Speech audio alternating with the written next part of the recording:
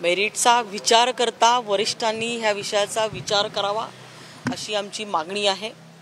जर त्यांची ताकद त्या ठिकाणी अधिक असती तर त्यांना उमेदवारी द्यावी, परंतु जर आज फील्डवरचा विचार केला, फील्डशी कनेक्टचा विचार केला, भारतीय जनता पार्टीच्या ताकदीचा विचार केला तर सर्वच विषयांमध्ये भारतीय जनता पार्टी ह्या ठिकाणी श्रेष्ठ ठरते। पण देवेंद्र फडणवीस सुद्धा आग्रही आहेत का या जागेसाठी नाशिकच्या, त्यांचा काय एकंदरीत?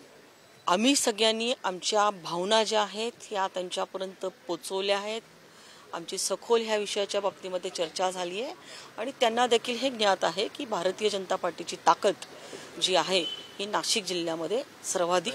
मुख्यमंत्र्यांशी चर्चा करणार आहेत का फडणवीस? मात्र छगन भुजबळ यांनी देखील ती जागा मागितलेली आहे, त्यामुळे महायुतीमधले सर्वच पक्ष ती जागा मागताना पाहायला मिळतात। जागा सर्वजण मागतील, परंतु ज्यांची ताकद फील्डमध्ये आहे, त्यांच्या लोकप्रतिनिधी अधिक आहे, त्यांना मिळावी हा आमचा भारतीय जनता पार्टीचा आग्रह आहे। आणि त्यासाठी आज आम्ही सर्वजण मुंबईला एकत्रितरित्या भेटायला आलो होतो।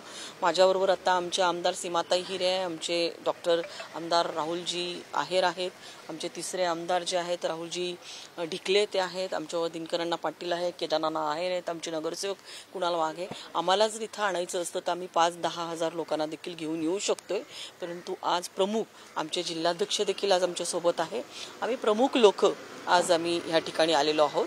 5-10 हजारपेक्षा अधिक मोठ्या प्रमाणामध्ये समर्थन दाखवायचं असेल तर आम्ही समर्थकांना घेऊन उतरू शकतो, परंतु ही काही आमच्या भारतीय जनता पार्टीमधली पद्धत नाही आहे। आम्ही आमच्या भावना वरिष्ठांपर्यंत पोहोचवतो आणि वरिष्ठांनी त्याची दखल घेतलेली आहे। धन्यवाद।